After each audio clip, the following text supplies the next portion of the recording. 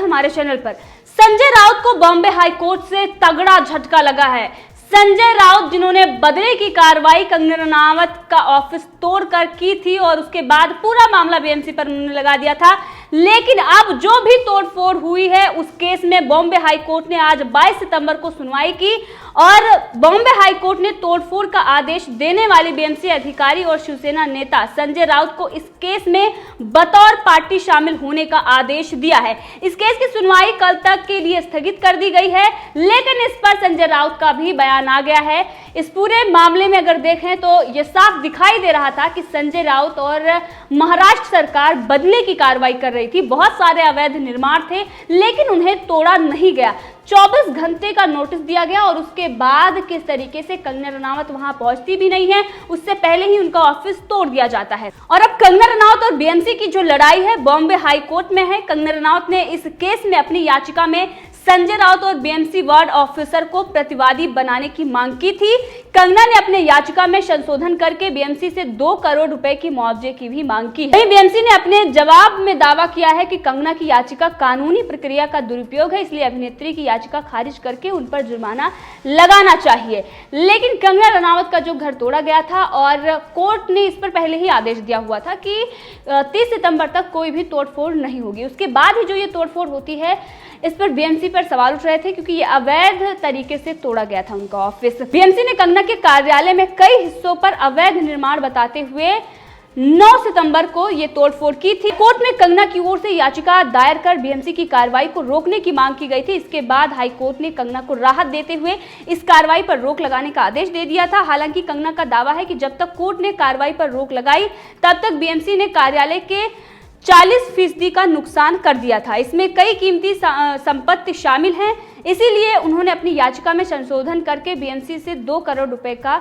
मुआवजा मांगा है। और वहीं पर कोर्ट ने सुनवाई करते हुए बीएमसी से ये पूछा है कि तोड़फोड़ के लिए वर्ष 2012 का सर्कुलर लागू करने की जरूरत क्यों पड़ी। इस सर्कुलर के मुताबिक 24 घंटे में किसी अवैध निर्माण में तोड़फोड़ तभी की जा सकती है जब इसमें रहने वाले या किसी अन्य की जिंदगी खतरे में हो।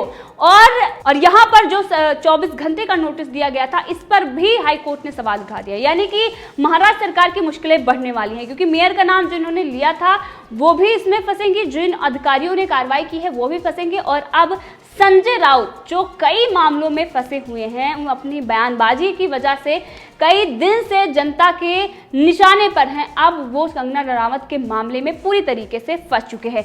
यहीं पर बीएमसी ने जिस तरीके से 24 घंटे की ये जो नोटिस दी और उसके बाद तोड़फोड़ कर दी, ना तो किसी की जिंदगी का खतरा था इसमें और ये अवैध तरीके से भी तोड़फोड़ की गई थी। अब इसी पर सवाल उठाया क्योंकि बाकी जो अवैध निर्माण है मुंबई में, आपने देखा भिवंडी में 3 मंजिला घर गिर जाती है, 10 से ज्यादा लोगों की मौत हो जाती है, 50 से ज्यादा लोग उसमें फंसे हुए होते हैं, उनको निकाला जाता है। अब वहां पर जो बीएमसी है वो उनको दिखाई नहीं देता। मुंबई में बहुत सारी ऐसे अवैध निर्माण है लेकिन बीएमसी को वो दिखाई नहीं देता।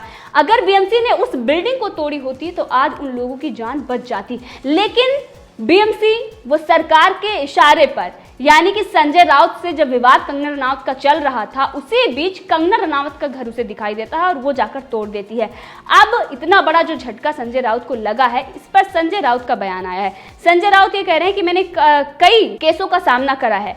संजय राउत ने इस पर ट्वीट करके कहा है कि बीएमसी द्वारा अवैध निर्माण ध्वस्त करने के खिलाफ एक्ट्रेस ने बॉम्बे हाई कोर्ट में केस किया है। बीएमसी एक स्वतंत्र बॉडी है और 2 करोड़ की मांग की गई है। इस मामले में संजय राउत को भी पार्टी बनाया गया है। बाबरी केस से लेकर मराठी गौरव तक मैंने कई केस का सामना किया है। ये मुझे महाराष्ट्र और मेरे शहर के गौरव के लिए लड़ने से नहीं रोका जा सकता।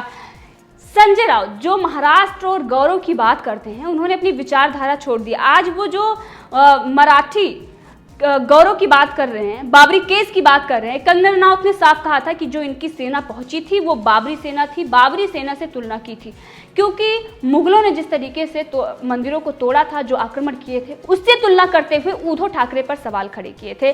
और ये जो बदले की कार्रवाई की थी इसको पूरी तरीके से उन्होंने गलत ठहराया था। इसके बाद बीजेपी ने भी इसका विरोध किया था और वहीं जनता भी इसका विरोध कर रही थी क्योंकि अवैध रूप से उनका ऑफिस तोड़ा गया था और इतनी जो जल्दबाजी थी इस पर भी सवाल सवाल उठ रहे थे कि आखिर 24 घंटे का नोटिस क्यों दिया गया। अब कोर्ट ने भी इस पर सवाल उठाए हैं।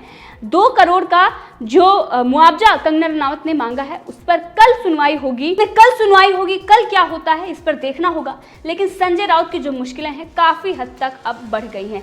जो ये कह रहे हैं कि कई केसों का मैंने सामना किया है, लेकिन अब पूरी तरीके से जो तानाशाही दिखा रहे थे और एक तरीके से धमकी दे रहे थे कि कंगना रनावत यहाँ पर आ नहीं सकती, मुंबई छोड़कर उनको जाना पड़ा, ये और शिवसैनिक ये बोल रहे हैं कि ये होती है शक्ति। शिवसेना ने अपनी शक्ति दिखाई है, कंगना रनावत को यहाँ पर रहने नहीं दिया, कंगना रनावत को यहाँ से भागना पड़ा हिमाचल। बहुत सारे ऐसे शिवसैनिक हैं जो इस तरीके की बयानबाजी कर रहे हैं, इस तरीके से ये कह रहे हैं कि किस तरीके से कंगना रनावत डर के यहाँ से भाग गई। लेकिन अब ये जो पूरा मामला है ये दिखाई देता है कि कंगना रनावत डरी नहीं है। अभी तक उन्होंने जिस तरीके से लोहा लिया है, अभी भी वो बॉलीवुड में अगर आज जो चीजें सामने आ रही हैं, कंगना रनावत का इसमें बहुत बड़ा हाथ है।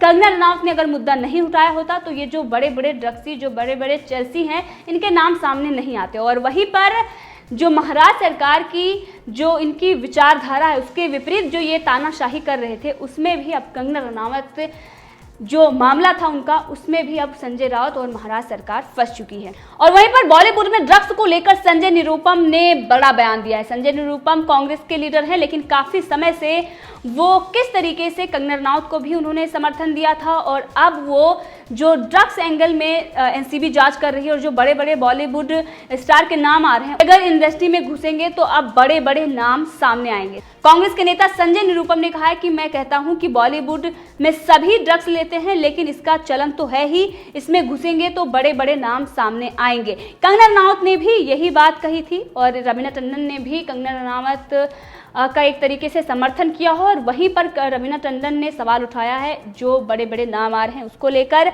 रिया चक्रवर्ती ने ये पूरा खुलासा किया था जब रिया चक्रवर्ती को हिरासत में लिया गया था। कुछ ऐसे लोग हैं जो रिया चक्रवर्ती को बचाने की कोशिश कर रहे थे और अगर आज रिया चक्रवर्ती जेल नहीं जाती तो इनके बड़े बड़े जो नाम सामने आ रहे हैं वो सामने नहीं आते। अगर देखें सुशांत सिंह राजपूत मामले में ये पूरा खुलासा हुआ है, वहीं पर जो ये आत्महत्या कह रहे थे, जो ये कह रहे थे इसमें सीबीआई जांच की जरूरत नहीं है, उन लोगों के मुंह पर ये करारा तमाचा है। और अब एनसीबी और सीबीआई और ईडी के हाथ जो हैं उन तक भी पहुंचने वाले हैं। अब उनके भी दिल लग चुके हैं।